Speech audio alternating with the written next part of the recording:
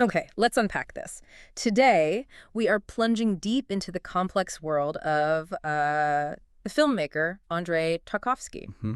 We're setting aside the linear plot for a bit, in films like Solaris, Stalker, The Mirror, and instead we're focusing on how he manipulated the very fabric of reality. Yeah, how he sculpted space and time. It's quite something. Exactly. Our mission for this deep dive, really, is to look at the theory behind it and the specific techniques, often pretty surreal techniques he used.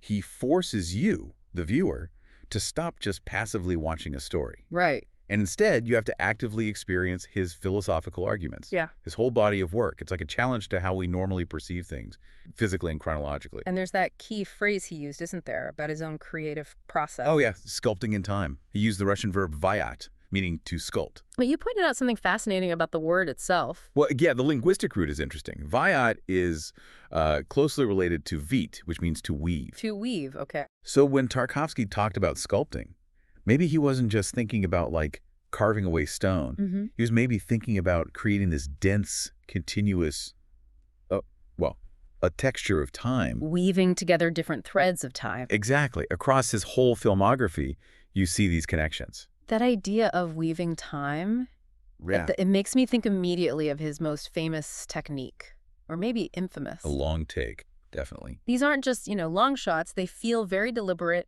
purposeful acts of stretching out sometimes pretty mundane moments. That's it, precisely. The aim is to shift your focus completely away from, like, dramatic action, which usually drives story forward, and onto pure, raw duration, just time passing. We're so used to quick cuts, quick information in films. We are conditioned Yeah. for it. So these long, continuous takes, they can feel, well, exhausting. Yeah, I can see that. It's often why people find him challenging, right?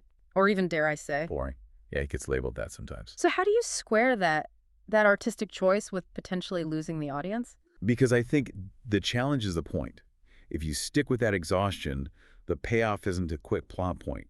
It's something else. What is it then? It's experiencing, as he put it, an instant of life in its singularity. Capturing the dominant note of every moment of existence, like preserving a moment almost outside of time. Okay, so this preserved moment, this duration, it has to happen somewhere. Space comes into it. Absolutely. Time and space are inseparable in his films. Philosophically, you could bring in the idea of the chronotope. Time, place. Yeah, basically, the idea that space only really shows itself through time passing.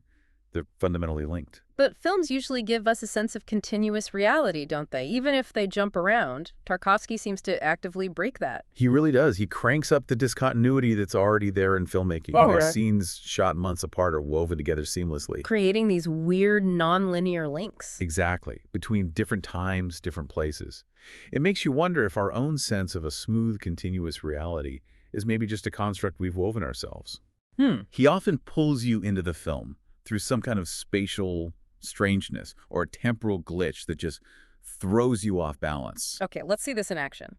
We should probably start with his first feature, Ivan's childhood. He took what was apparently a pretty standard Soviet war story. Bogumilov's Ivan, yeah. Fairly typical war hero stuff. And he turned it into something completely different. Totally. It becomes this incredibly moving drama about lost childhood.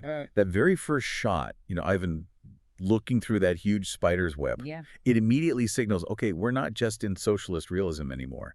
This is more like, well, some called it socialist surrealism. The dreams are crucial. They strip away the war heroics. Making his vulnerability, his being orphaned, the main thing. Exactly. And these dreams, they actively disorient you, right? They challenge that neat separation between waking and dreaming. Water seems really important here, too. Almost like two different things. It really is. In the first dream, remember, his mother's carrying water from the well.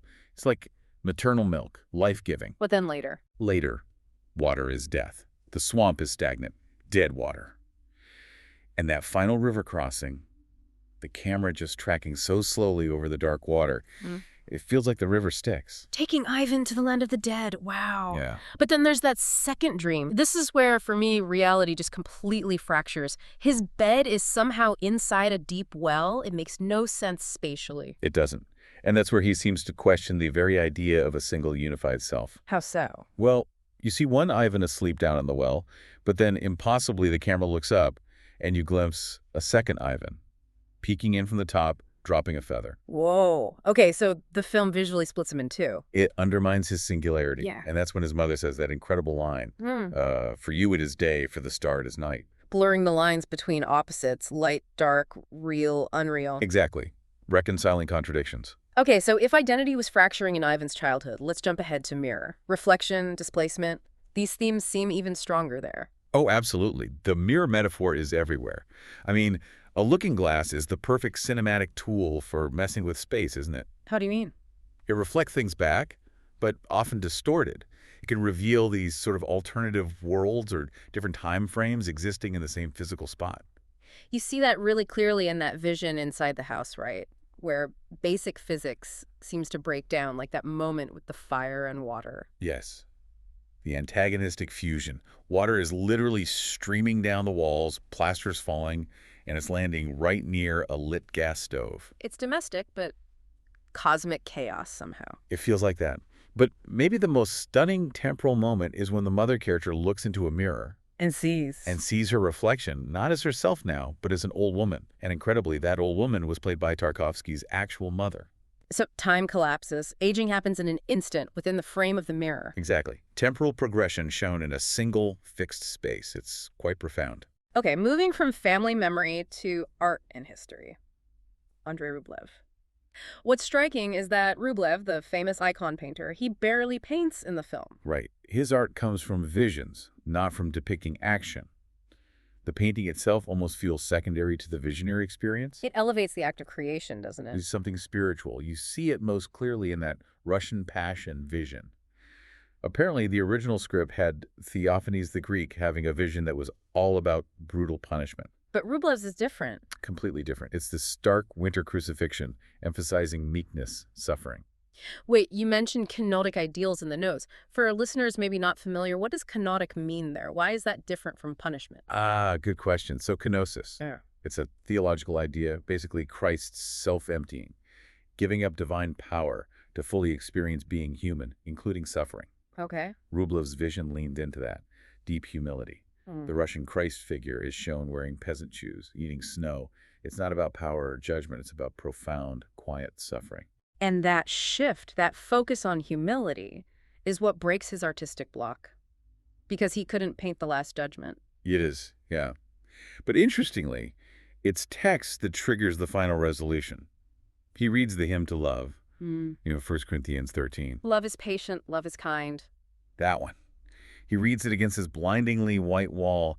It's like he's consciously choosing agape, that selfless love, over the harsh judgment that had paralyzed his art. Okay, let's take that inner reflective journey and, well, launch it into outer space with Solaris. Here, the story feels like it internalizes everything. Chris Kelvin's guilt creates these phantasms, right? Especially Harry, his dead wife. Yeah, she's generated by the planet's sentient ocean, based on his memories and guilt. It's a brilliant example of temporal displacement. Earthly things, memories, feelings, they literally invade the alien time and space of Solaris. Like that little tin box of soil he takes with him. Exactly, that bit of earth, remember near the end. Does something grow? A plant actually sprouts from that soil. A piece of Earth's past, terrestrial time. It physically manifests almost miraculously in this alien environment. It really destabilizes what's here and what's there. And Hari herself changes. She starts as just this construct. An assembly of unstable neutrinos, yeah. Yeah. But she humanizes herself, and a key part of that is through art. Specifically, Bruegel's painting, The Hunters in the Snow. How does the painting help?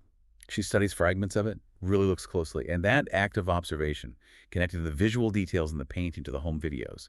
Chris brought his actual memories. That's how she sort of rebuilds a consciousness. She learns to appreciate art. Yes, and to hear what the film calls the authentic sounds of Earth. Human voices, dogs barking, water. By embracing human memory and art, she essentially abandons her alien nature, chooses humanity. So the visuals, the memories, the art, they give her a soul, in a way. You could say that. What about that quick, almost blink and you miss it meta moment during the Emmaus scene? Something about a button. Yeah. It's fascinating. For a split second, the camera catches the reflection in a shiny coat button worn by one of the scientists. And you can see. You can just make out the camera operator in the spotlight. That's such a strange detail to leave in. Was it just an accident? We don't really think so. That Oh. tiny reflection, it acts like a little convex mirror. It momentarily breaks the illusion, the fictional world. A bit like the mirrors in Mirror? Exactly. It continues that whole self-reflection theme. It's like a little wink from Tarkovsky, reminding us we're watching a film, a construct, and the film itself is reflecting on reality. Okay, shifting again to maybe his most immersive film, Stalker. We enter the zone. It's decaying, wet, polluted. It feels so physically heavy. It does. But Mm. somehow that physical decay, that spatial ruin, seems to change based on the character's own inner states. The zone itself reflects the... In a way, yeah.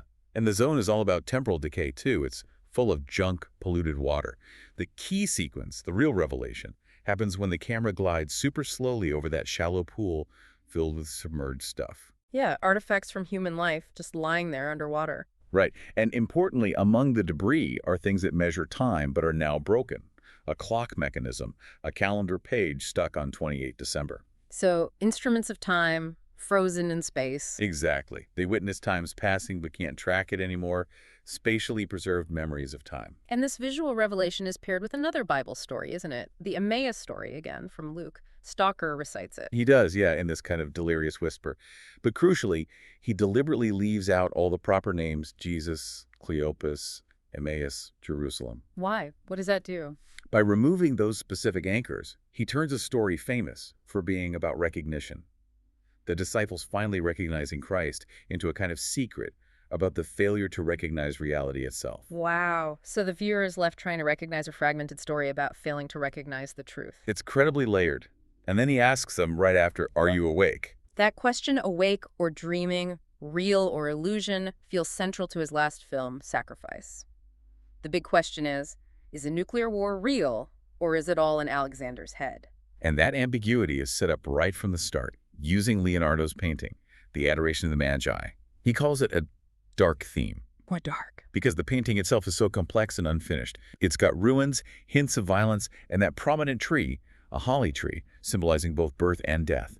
It visually foreshadows the whole film's uncertainty. It plants that seed of doubt. And Alexander's final act, burning his own beautiful house down, it feels both crazy and somehow necessary. It's this ultimate chaotic merging of the four elements, isn't it? Air, fire, earth, and the water and the puddles around the house. It's an absurd gesture, maybe, but it seems to push him beyond caring about the difference between illusion and reality. He transcends that binary. He gives up trying to distinguish them. Right. And then, immediately after this huge act of destruction and sacrifice, where Alexander seems to have lost his sanity, we get the very end. His son speaks. Little man, who's been mute the whole film, speaks his first words. And it's a question. In the beginning was the Word. Why is that, Papa? Wow. Echoing Genesis, the act of creation, right after his father's act of destruction. Precisely. It's this incredible statement about creation emerging from catastrophe, the Word emerging from silence and sacrifice. So if we try and tie all these threads together, Tarkovsky seems constantly drawn to these in-between spaces. This intermediary domain, yeah, where the line between what's real and what's illusion just blurs or disappears completely. His characters, whether they're in space or the zone or just a family home filled with memories, they're always on these journeys that mess with time and space. So the big takeaway is this constant sense of displacement, like a cosmic homelessness, you called it. Nowhere feels entirely solid or real. I think that captures it well. And the sources suggest that for Tarkovsky, art itself, his cinema, was a fight against what he called invincible time. A struggle against mortality. Yeah. He seemed to believe the past, when we remember it, is actually far more real, or at least more stable, more solid, than the present moment, which just vanishes. Like sand through your fingers. Exactly. So the only way to challenge that, to strive for something lasting, for eternity even, was through remembrance and visualization, through art. Which brings us to a final thought, maybe, for you listening. If Tarkovsky is suggesting that sometimes our waking life feels less real, maybe blinder than our dreams, and that our memories of the past are the most stable reality we have, what does that imply about your own most cherished memories? How real are they? It's something to think about, perhaps, next time you feel that sense of time just slipping away.